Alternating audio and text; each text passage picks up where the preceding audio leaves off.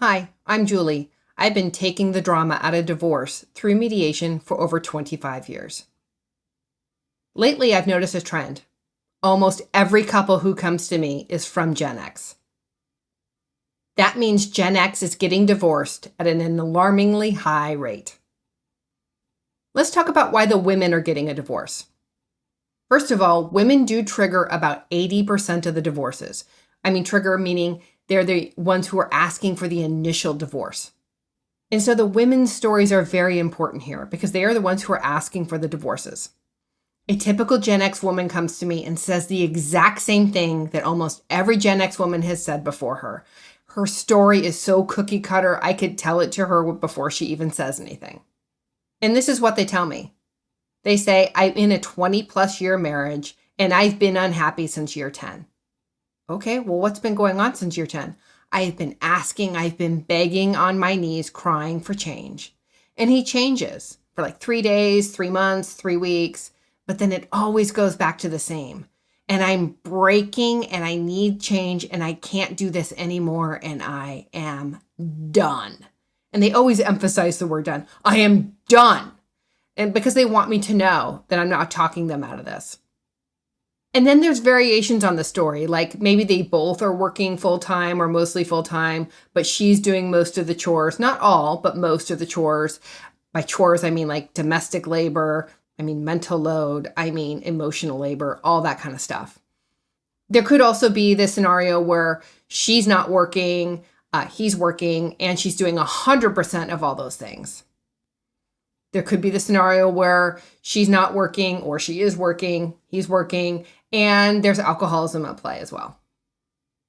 I don't know why, but alcoholism comes up a lot. It's usually not hard drugs. It's usually not marijuana. It's almost always alcohol. And alcohol creates this really chaotic environment for people, especially in the evenings, because there are so many functioning alcoholics out there where they can go to work every day and then they come home and they get plastered drunk and they start becoming chaotic and unpredictable. And that's not a way for the other person to want to live. So then they keep telling me, I've been begging, I've been pleading for change, and he changes for 3 days, 3 weeks, 3 months. I have no idea why it's always in threes. But the most important part of the story is the husbands continue to go back to the normal that the wives are complaining about. And both sides have a role here. She begged for change, and she has a legitimate reason to be asking for that change. But there was no consequence to the husband not changing. So he did change, things got better. He then reverted back to normal because that's easier for him. He likes that normal. He doesn't like the changes that she's been asking for, but there's been no consequence. And because there's no consequence, we kind of are teaching the Gen X husbands that this is normal and this is how things go, up and down, up and down. She acts up, you put your head down and things will be normal. And so that's what he's been experiencing for 20 years as well. And as I've mentioned, 80% of the divorces are initiated by women. That means 20% of the divorces are initiated by men. So what do the Gen X men who are initiating divorces tell me? Well, they tell me that they're in sexless marriages. They tell me that they're begging their wives for sex and they can't take it anymore. And so they both are done. Now, just as I said that there are reasons why the Gen X men, within the context of the wife pulling the trigger, we're kind of taught by the wives to behave this way. It's also true that the reason why the Gen X men who are pulling the trigger, who are in the sexless marriage, there's a reason for that too. And it usually comes back to the women telling me that they're doing all the chores, they're doing all the emotional labor, and they're breaking. They don't feel like they're a priority. And why would they want to have sex with somebody who is treating them this way?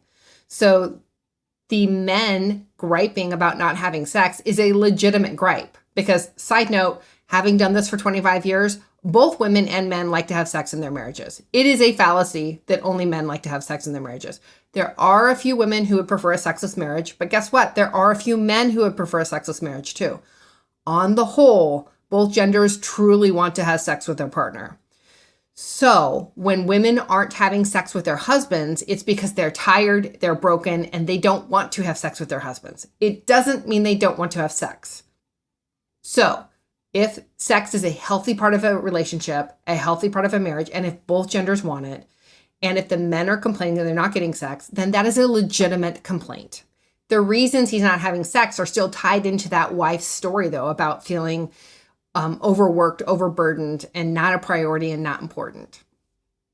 So why is Gen X getting divorced at an alarmingly high rate? I think it has to do with cultural and generational expectations. Gen X was raised by boomers, and boomers presented to us a very traditional marriage with traditional gender roles.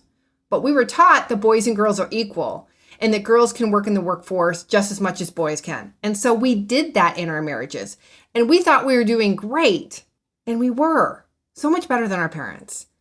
But we weren't doing enough, meaning that if we're going to have both people in the workforce, then we have to share the burden at the home between the kids and the housework and the mental load and the emotional load. And if we're not sharing that, then one party is being burdened with all of that. And life is not 50-50. Marriage is not 50-50 every single day. But overall, it does need to be shared in some sort of way.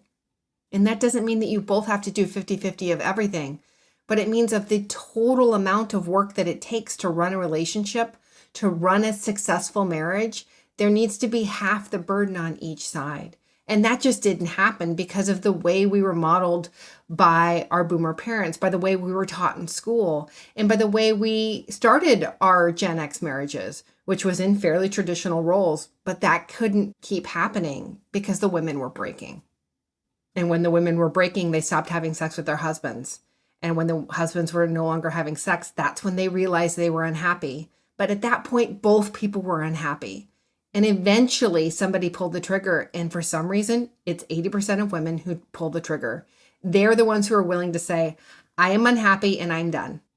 For some reason, the men don't do that as often, but it doesn't mean they're not unhappy. They are. I don't want you to get a divorce. If you can save your marriage, save your marriage. Divorce is hard and marriage is hard. Choose your hard. But if you find yourself needing a divorce, then you might want to consider divorce mediation.